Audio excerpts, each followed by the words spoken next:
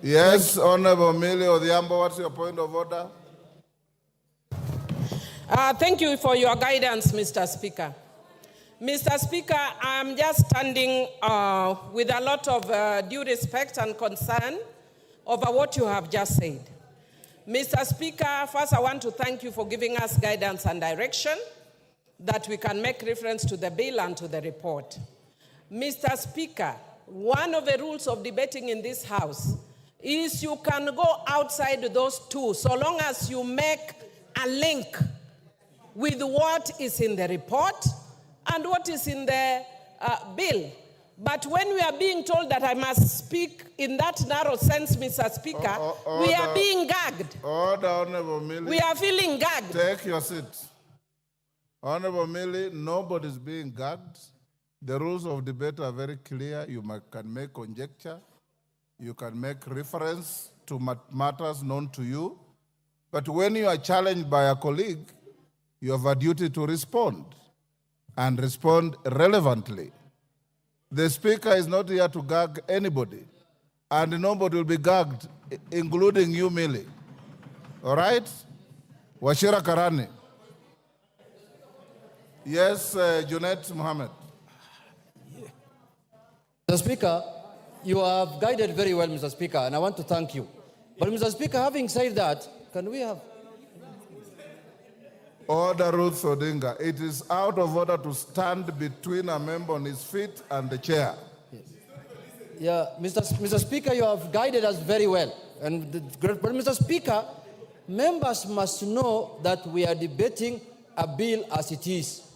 The report is giving us proposals on what the committee thinks we need to do. But the bill as it is now is not amended. So when somebody talks about 3% on wheelbarrow, 3% on mokokoteni, he is debating in accordance with the way the bill is as this morning. And the bill can only be amended here. The proposals that you did yesterday at the State House can only happen here on this floor. Those were just a press conference. So refer to the bill as it is and refer to the report. So when it is amended in the House is when those things will take effect. Thank you very much. Order. Otienda Molo. Thank you, Mr. Speaker. Mr. Speaker, understanding Order 83, my first point, I think, has just been made by the Honorable Junet. It is important, Mr. Speaker, that the majority does not diminish debate on technicalities. Everything that the chairman said in terms of what will be amended is yet to be moved. So we are at liberty to discuss everything on the bill as it is. And in that respect, we cannot be limited. Mr. Speaker, number two, the Honorable Didmas Barasa is wearing an unparliamentary hat. Could you please guide him to be parliamentary? I'll be coming back, Mr. Speaker, on your earlier ruling on these matters, but that will be later. But could the Honorable Didmas Barasa stop wearing that village hat that he's wearing here? Thank you. Honorable members, the issue of the bill before the House, and I'm sitting here listening to all of you. I listened to the move of the bill, and he said, this bill contains this, but at committee stage, I'll drop it. That becomes part of your Hansard. So when you attack the bill, which you have the right to do, it is only fair also to make reference to what your colleague said. You can still say, Order Wanjala, I am not giving you any CAG rules. I'm simply saying the Hansard is there to bail out people. So when your colleague stands up after you have attacked something and says, when I presented the bill, I already said this, it's legitimate. But everybody debate the bill as is before the House.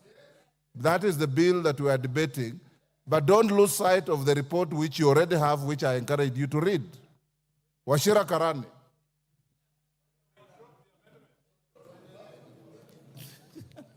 Thank you, Mr. Wachira Speaker. Karani, you have the floor. Yes, thank you very much, Mr. Speaker. I thank you for giving me this opportunity so that I also do my contribution. Mr. Speaker, before this committee gave out the report, Kenyans listen to talk shows, to radios, to newspapers, analysis. That is what they judged the report with.